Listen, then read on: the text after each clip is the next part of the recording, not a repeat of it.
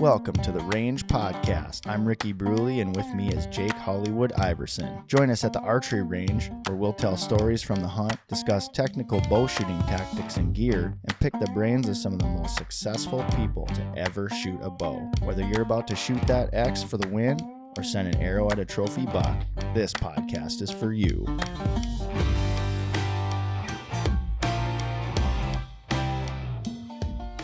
The Range Podcast is brought to you by Vapor Trail Archery, makers of the best bowstrings money can buy, originators of limb-driven arrow rest technology, and innovators of Stokerized stabilizer systems.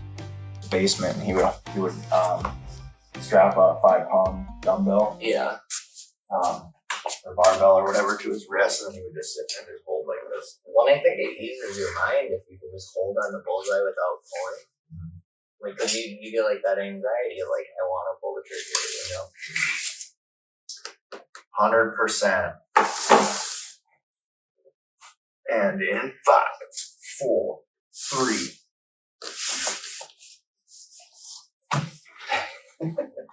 We're back again. We're back again. Different day. That's the same exact way. All right. Yeah. Okay, real quick, I'll just do a quick intro and then we'll dive right into it. So, ready? Yeah. All right. Welcome to the range, everybody. This is our segment of shiny objects. Again, we've got Mr. Kyle Fondie here. He's got a kind of a nice little shiny object here that I'm looking at. And so we figured we would record an episode where he just tells about his success story here that he had early season back home in the state of Minnesota.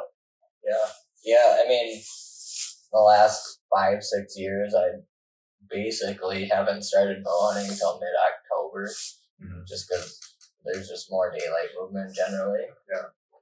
You know, and you listen to podcasts or whatever, you know, and you hear about guys shooting them early season and how they're way more patternable, which I do believe that's true. And they do, like, I think all deer move during the daylight. It's just maybe not very far, 20 yards sometimes, but and getting close to, you have to get close to them early season, I feel like. They're not going to move a long distance. They're pretty close to food. But, yeah, I found a spot. You know, my goal this year was to shoot a decent buck, you know, on public land, because I've never shot a public land deer. Mainly, I've hunted public, but mainly private land. But just like a goal of mine was to get one on public. It's kind of a feat, I guess. Yeah. And then I started saddle hunting last year too. Never took a deer. Got close encounters, passed a few, but wanted to shoot one in my saddle too. So, like, I'm gonna go saddle hunt public land this year. That's what I'm gonna do. Yeah. And last year I went out. You know, I got the idea of going out and finding public that's hard to access. And yeah, it sucks. I'm not gonna lie. It's you actually have to put in some work to find spots like that. Yeah, you do. Yeah, because people don't. I mean, I don't even like going back there. It sucks. Yeah. You know, especially when it's 87 degrees out. Right. Yeah. Right. I found that I've done the same thing in like some areas where I'm like, oh man, nobody's going back in here. There's no chance. There's no way going back in here. This has got to be a good spot. You know what I mean? Just you know, looking at maps and looking at you know, topos and everything like that, and then you get back in there, and it's hellacious to get in there.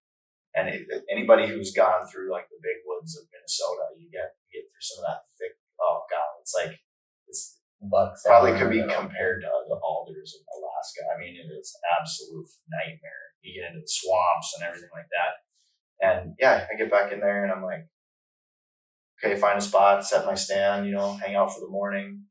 I'm like ready to get out. And as I'm walking out, it's like, there's a stand. There's a stand. There's a freaking dripper that's probably been hanging there for 3 years. There's a, you know, I'm just like, oh my goodness. Yeah. And people they like to get in there nowadays, you know. So yeah, I mean, everyone's talking about like, oh, do what everyone else isn't doing, but everyone's heard that too. So it's like, there isn't really you know, you can use terrain, but everyone else is too. Which there isn't much topo in Minnesota in the northern, you know, central portion where we are. But yeah, so I was like, I'm gonna get a set of waders last year and try to get into some swamps, stuff like that. Yeah. And I didn't even get out until later because I was on my mid to late October, and then wait till then to hunt. So last year I went out to this spot, saw it on a map. And it was like late October. I think it was like the 30th or something. Mm-hmm. I'm like, I'm gonna go check this spot out. Pull up with the kayak. I kayaked in, through a bog and all that stuff, and get up to the spot. And right when I get out, I see deer beds and a rub. I'm like, that's a good sign. Yeah. That's pretty cool. So I get up there, and it's torn up in there. I'm like, there's got to be a mature deer in here, So, and I had my saddle, like I was ready to hunt, had my bow, all the things, just in case I found a decent area. And I'm like, this is pretty fresh sign. So, set up. Didn't see any that night. Hunted a few times more that year. I was busy because I had a baby and whatnot. Yeah. So, maybe got out like 4 or 5 more times out there, but I didn't want to hunt it too much either. And I know there was one other guy out there hunting. I saw him the one morning, but he wasn't on the area I was exactly. He was close by though. Anyways, then it came to this year and I'm like, well, I haven't early season hunted since probably 10 years ago when my dad was around. So we used to go out for like opener, Yeah. And I was like, opener weekend I was busy. I was like, maybe I'll try to get out a day the next week. Mm-hmm. And I knew this spot had a lot of oaks on it. And I was like, maybe they'll be dropping oaks. So, like at home, I had a lot of oak trees. I mean, it was a heavy oak drop this year. Yeah. So I was like, there's enough out there, and it's surrounded by swamp and whatnot that it's probably going to be a kind of a hot spot. Get out there, set up in my saddle. I do like the one sticking. I don't know if you're familiar with that. Yeah. So I got up there. It takes a little bit longer, faster to get down though. Mm-hmm. Got up and it was 87 degrees. Like getting in there, I was sweating, wearing a t-shirt. Like this sucks. Like this absolutely sucks. Like this is why I don't hunt till mid-October. Yeah. But that's when you know it's about to happen. Like when you're going through the struggle, you're like, this is deserved. And I'm like, there's literally no one else hunting today. Like it's 87 degrees. I'm like, I'm dripping sweat. But they say if you're by water, a deer up there too. So, anyways, got up there, sat for probably 2.5 hours, didn't see anything, and then doe came out, few bucks, little ones, young. They're just feeding on the acorns. The acorns are dropping everywhere. Mm-hmm. Like this was a good area, And it was probably 45 minutes before, you couldn't shoot anymore. This deer came up. He was right on the edge of like the swamp, kind of comes up to this island, and there's like a line of pine trees, and then there's an open grass area, and then there's also like an oak flat. So it's like all these different terrain features in one spot.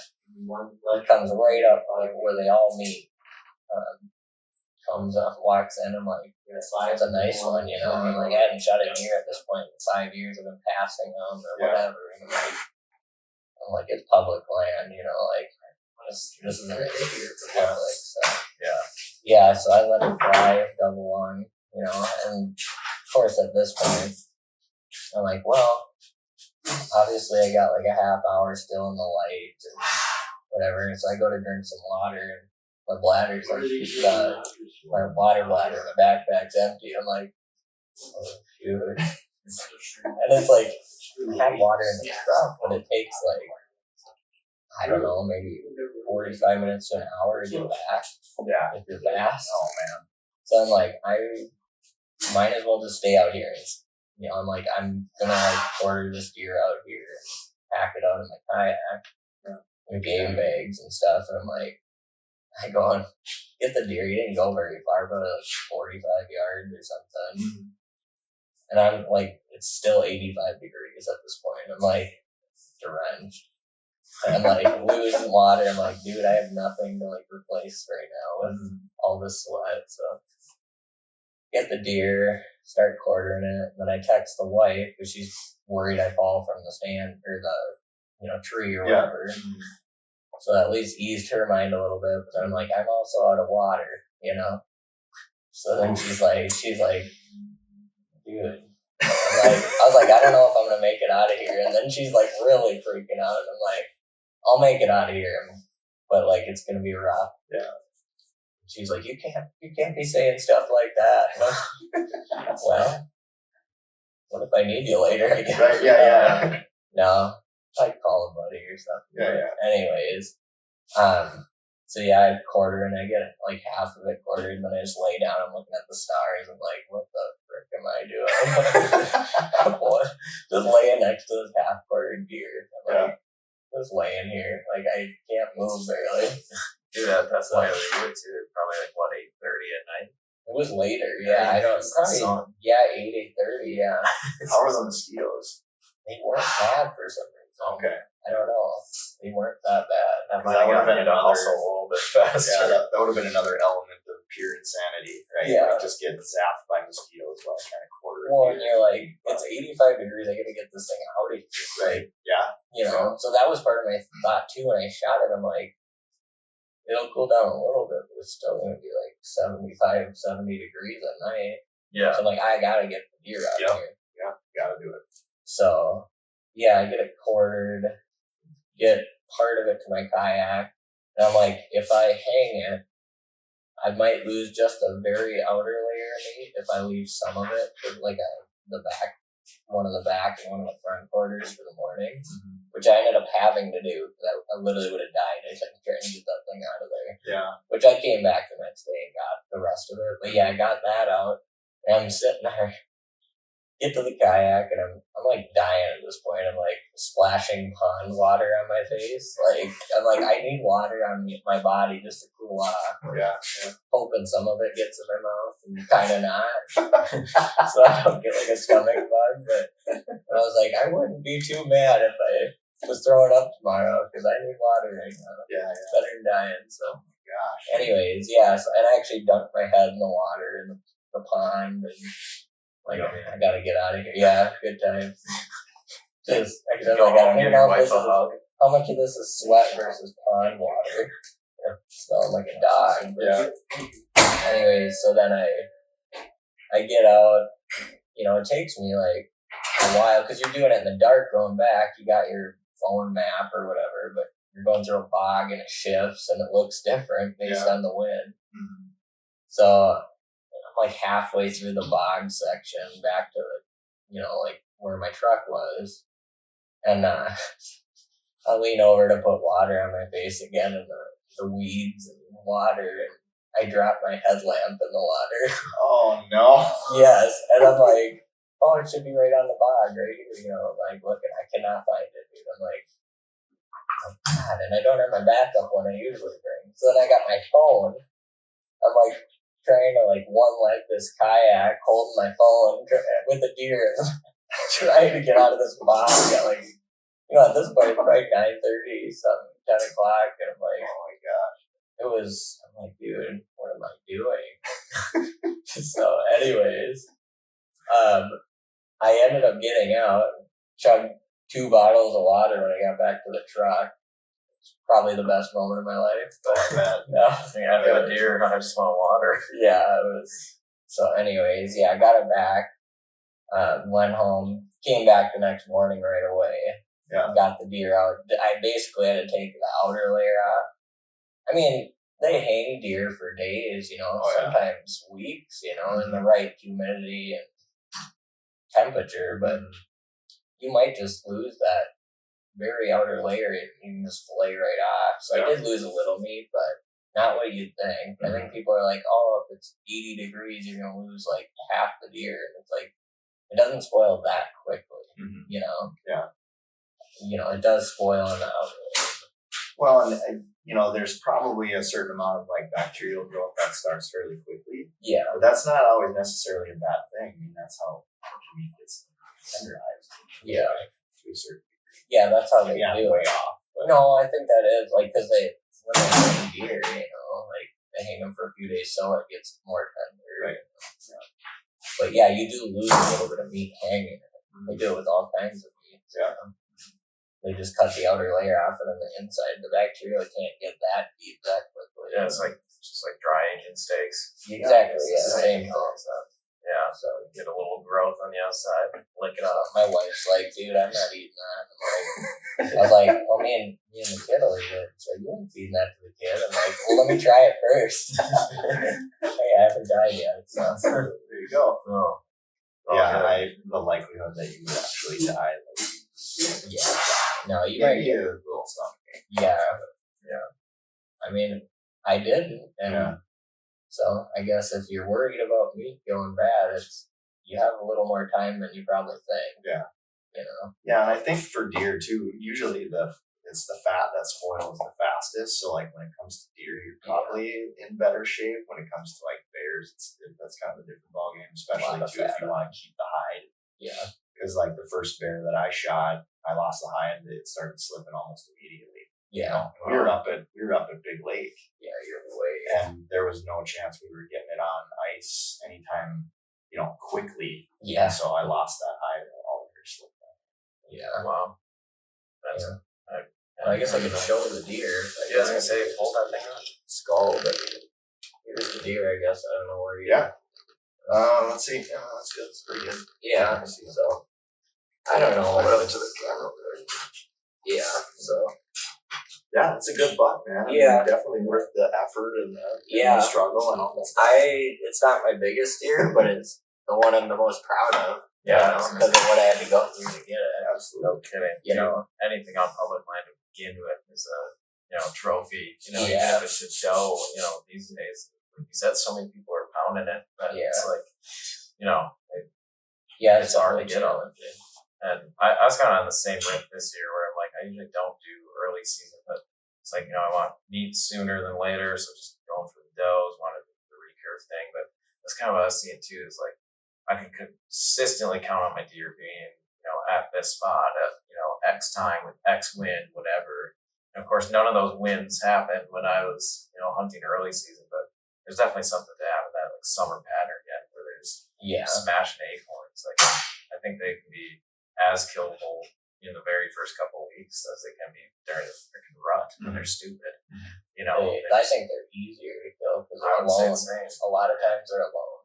Yeah. Or they're bachelored up and there's 3 bucks and no does around, which the does you see them on the road a lot more. So I don't know if they're not as smart when it comes to the males, but I feel like they bust you a lot of times. Yeah, I feel like their curiosity is a little bit more there.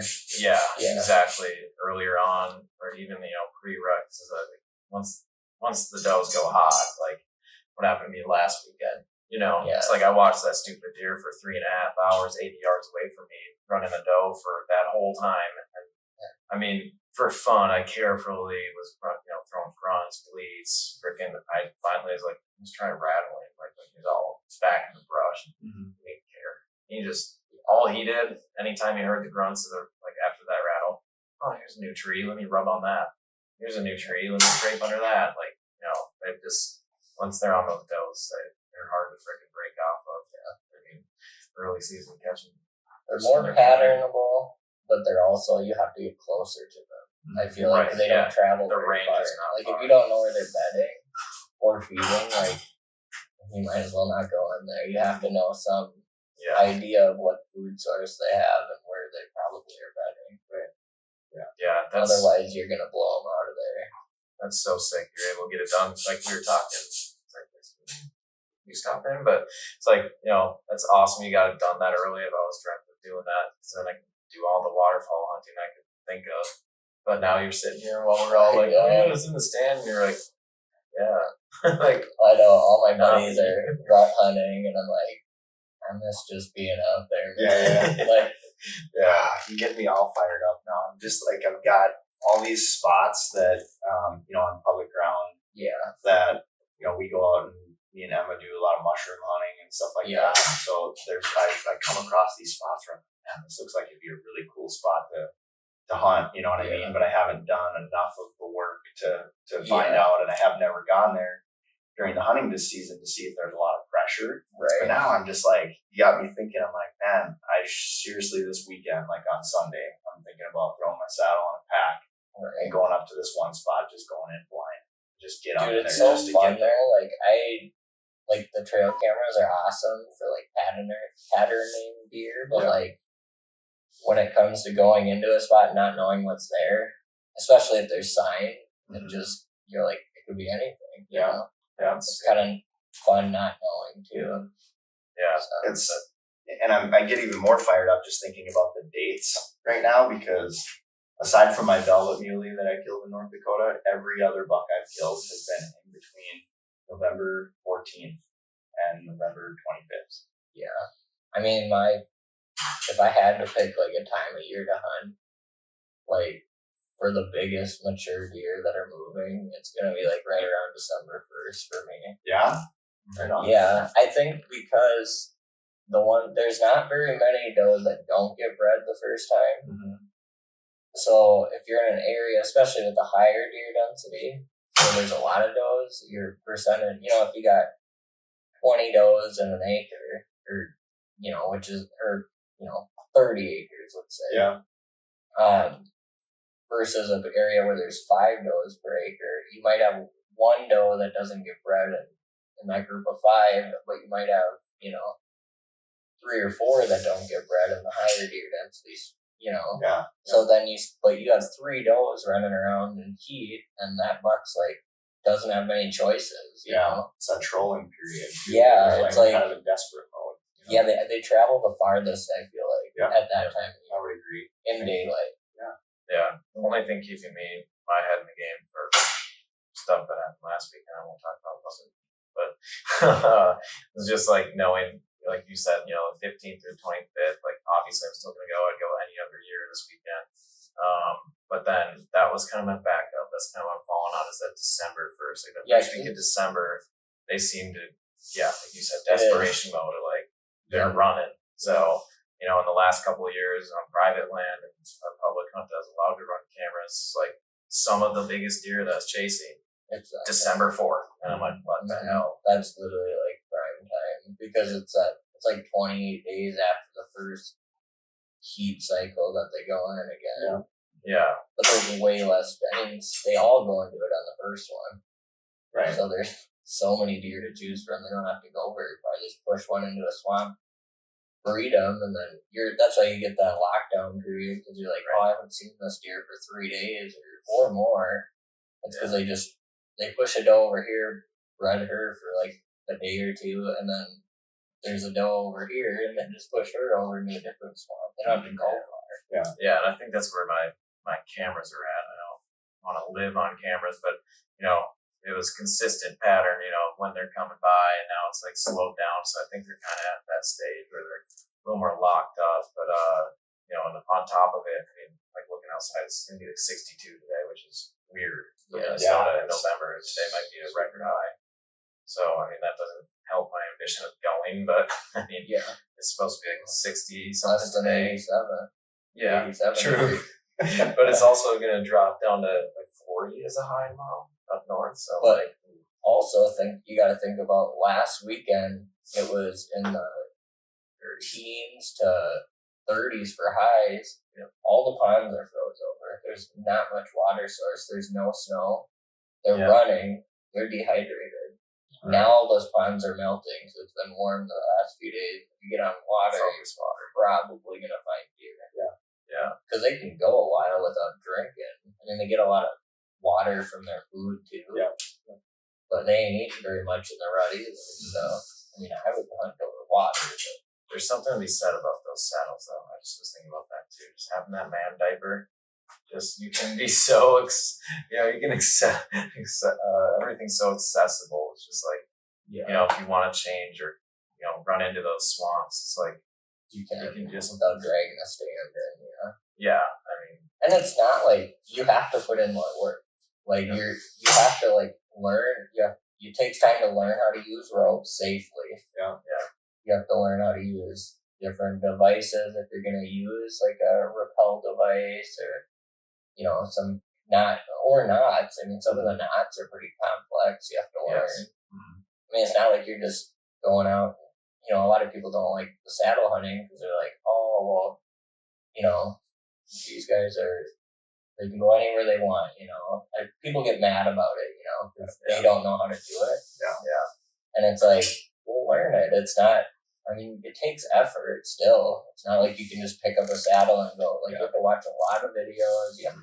You want to do it safely. I don't want to fall out of a tree. So. Oh my gosh, I can't tell you how much time I spent watching videos and what's the right equipment I should get. And I mean, you can hours, like, go down a lot of paths. But it's also one of those things too where I feel like I'm actually safer because of the fact that I wouldn't say that I have like a consistent routine with it. I don't do it enough to where lately so I'm more cautious. I take my time, because I don't want to fall out of a tree. Right? Terrible. Like, and so I feel like it's actually a safer way to do it. And what sold me immediately, like after, because I was a little unsure about it, but it's like, all right, I want to see what this is all about, And the first time I got up into a tree, I'm thinking, I love the fact that I can set myself up where the tree is between me and I suspect where the deer's going to come from. Yeah. So now I'm tucked behind there, you know what I mean? And I have and your hands are pretty, you're up and down like you're standing almost, so you're like in a straight line with the tree. Yeah, like you're not. When you're sitting in a stand, you kind of get your shoulders out, sitting a little bit wider, And even if you're like in a position where, say you got private ground or something, or you got a spot where you can keep a regular hang-on out, but you sit up in that with your saddle, now you can shoot in 360 directions, 360 degrees around the tree where you couldn't before. Right. So it's not, because you used to have to set up strategically. So you're like, okay, I want to make sure that, I'm not sure how I'll be able to shoot over there. I won't be able to. So, you position the stand in a way. Now it doesn't matter. You can set the stand up in a way where you're going to be able to put the tree, use it as a barrier. Yeah. And then also have the ability to fling an arrow all the way around that tree. It's like the most carefree thing, Like you said, you don't need to worry. You just climb up however you want. You're probably going to have a shot. Yeah. Well, I'm like, I work in the ICU, like, as a nurse, so it's like, I've seen every year there's someone that falls out of a tree and comes in and they're paralyzed or have some kind of issue, and I'm like, oof. That's what made me, like, switch to a saddle, because I'm like, if you saddle hunt, you can make sure you're always connected to the tree, even when climbing. That's when people fall, is climbing in or out of the stand, not sitting in it. Yeah, right. The transfer. Yeah, so it's like, there's different ways you can climb a tree in so many different ways with ropes. Like, there's so many methods. Like, if you really go into videos and look at it. And I think I've been pretty transparent. I don't know if I'd say hater, but I definitely was not for them initially. Like the saddles, I was just like, I don't know how you can freaking shoot around the ropes and all this. And can't be comfortable sitting all day in that. Yes, and Rick, because I have a heft up back, and I used to complain to you about like setting hang-ons. It'd be like freaking 2 days, my back would be just killing me, and you're like, just trust me to get a saddle. I'm like, whatever, it's not gonna work. And no, it is like, and not only that, I do a lot more standing, because if I do sit too long, like my back gets jacked up, like just terrible genetics, whatever. And it's like in the saddle, you can kind of sit in between standing and setting. Yeah, I switch positions like probably every half hour at least. Like between, because you can just pull your rope up and down a little bit, or loosen your bridge on your saddle just to adjust like the angle you're standing or sitting or whatever. It's nice. And that's what made me get into it, was just, and your dad was like that too, like, because he had a bad back, and so it was like he was always like, I can't sit very long, it hurts too much. And I started kind of feeling some of that too. And I like, this time of year, I like to do all day sits, and it's hard. It's so hard to do an all day sit, especially when you have ADHD. But like, and then also just my back, and so that's what I just thought. I want to try the saddle thing, and I was like, worst case scenario, I'm going to sell all the equipment. But the first time I sat, I was just like, oh my gosh. And the only thing I didn't have the first time I sat was because I've got the tethered set up, and there's an accessory that you can run that will kind of support your middle back, and then after a while too, you can loosen it. You can slide it down under your legs. Yeah. So you can reposition and then hold your legs, and then I just shift that back and forth. Yeah. And then and that helps out a ton. The only thing I don't really like about that is if it's not positioned right. Like when I draw, my string can make contact with that rope. But when it's getting to prime time, you probably aren't sitting on. Yeah. You don't have your back strap up. It's probably down lower. Exactly. So it's a pretty slick setup, but and so mobile. I mean, I always have it with me. Like even when I go out to the Dakotas, it's like may as well have it if I see a nice whitetail down a river bottom, because they're patternable. If you see them consistently, it's like, well, I'm gonna go sit on a tree, and we talked about that. Have it, So it's compact, easy to bring in, and I would like to find a better solution than the knee pads. Yeah, I should get a Notion or something maybe. I thought like if you get a more malleable or whatever, how the correct word would be, but like Gardner's pad, that's a little bit wider. Gel pillows at work here at my work. Take some. Like I was gonna give the warning of like, yeah, you definitely want the knee pads, but even then, like that can get a little old, so I was literally like straddle the friggin' tree at times or whatever. Well, they got that. I think they call it the Notion. There's the Notion, yeah, and that's like a gel pad that you just strap to the tree. So you just stick your knees into that, and that could be a solution. But everything that's saddle related is like you have to take out a mortgage on your house to buy. Yeah, well, and it's different accessories you bring out, you have to take back down. It's like then you get the mobility issue. You're like, well, if I got 17 things hanging in the tree, that's where I was a little bit like, well, I don't want to set up all these things. I have to take it down. It'll take me forever to move spots, But there's certain things you can pack them up pretty small though. A lot of stuff. Yeah, it's quick. That was why I mentioned like the Gardner's pad, because I'm like, you can get the Notion, but it's like the same thing. Yeah, $50-something is like half the size of the freaking Gardner's pad, and I can get a cinch strap, run it through my own holes on the Gardner's pad, and it's probably twice as big. Yeah, for probably $10. Same thing goes for ropes and stuff like that. You can save yourself some money by just making your own. Make your own, learn the knots, but don't cheap out on the rope material though. That's right, what I thought you were gonna say. Certainly understand your knots, Yeah, I think what I'm currently using, it's like Canyon Elite. Have you ever heard of that? It's like a 9 millimeter or 9.5. But if you want to run a device for rappelling, they have a spec on it on what size rope you have to have. So you'll see videos of people using too small spec or rope on it. Like these devices slide. Well, it can slide, but it's like you see the YouTube videos. They're always like disclaimer, like this isn't, not recommended. We're just showing you what we do. Well, it's like aiders. Yeah. Anytime you see the guys with tethered using an aider, they're like, this is not recommended for use because there is a chance it could break. I'm intrigued by the one stick method. I haven't ever practiced it yet, but I want to learn how to do it. Once Emma, probably a couple years from now, when Emma gets a little bit older, I'll be able to get on the woods a little bit more. So I'm trying to figure that stuff out. But I'm very intrigued by that. Yeah, I can show you. I mean, it's not too bad actually. Because right now my setup is not as mobile as it should be. Because I'm running a 4-pack of local sticks. Yeah. And then I also use an Ozonics, so I'm hauling an Ozonics, which doesn't take up a ton. But still, it's when you were talking about accessories, winding that thing in the tree every single time, and then you get to the bottom of the tree and you're packing it all up, and you're like, shoot, oh frick, you still got still got it screwed to the tree. And I got to strap all your dang freaking sticks back on. Right. Well, this year, the Skeletors that I'm running, they're heavier, but it's a 4-pack. I've just been running 3 sticks. We go freaking 25 feet up. Yeah, 4 is more funny when I see it. 4 is more than you need, but I like to have one literally right to the side. Yeah, sure. Because then I transfer from that over on my platform, but I can also use it as a platform to get as a secondary shot.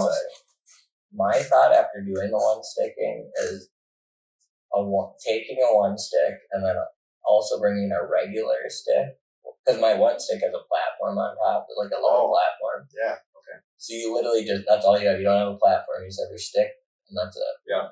So it's got a cam cleat on it, so you don't have to like tie it when you're climbing the tree. Like you just put it in the cleat, and when you get up, you can grab it from below and it pops out of the cleat. You just pull the rope up and put it, above you. But I think 2 sticks would be perfect. Yeah. Like your platform stick, your one stick, and then a regular like carbon fiber stick or something. Yeah. Because when you one stick, you're like kind of caterpillaring up the tree. It's like you move your stick, you climb, then you're hanging, then you got to pop out your stick from below you and put it up, in front of you. But if you have that extra stick on your side, when you're still standing on your lower one, you can put that up. Kind of leapfrog. Yeah, you'd still have to pull your lower one on. But like 3 moves and you'd be up 15 to 20 feet, Right. Like I think that's what I'll end up doing next year. I definitely like hunting lower. I don't like none of that. Like some of these guys down in the south, it seems like they're hunting from the top of Abu Dhabi. Like, yeah, dude, they're 20 feet up. What was it? When we were in North Dakota, I was on the Holland page, the guy who is on there, the younger guy, and he's like, yeah, all set, 40 feet. And I'm just like, what the? Again, I mean, your shot angles. You limit your shot opportunities so much.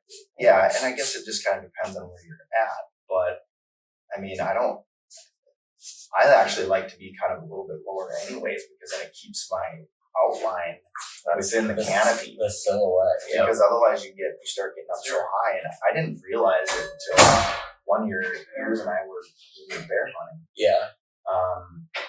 And up by the property up by Pine City. Yeah. Right. And we put a GoPro in the bait. Okay. Looking back at you guys in the tree. Right. Yeah. Exactly. And so when I went back and looked at the footage, I was like, dude, we look like 2 giant pimples, like sitting off the side of the tree. Like, there's no way. Yeah.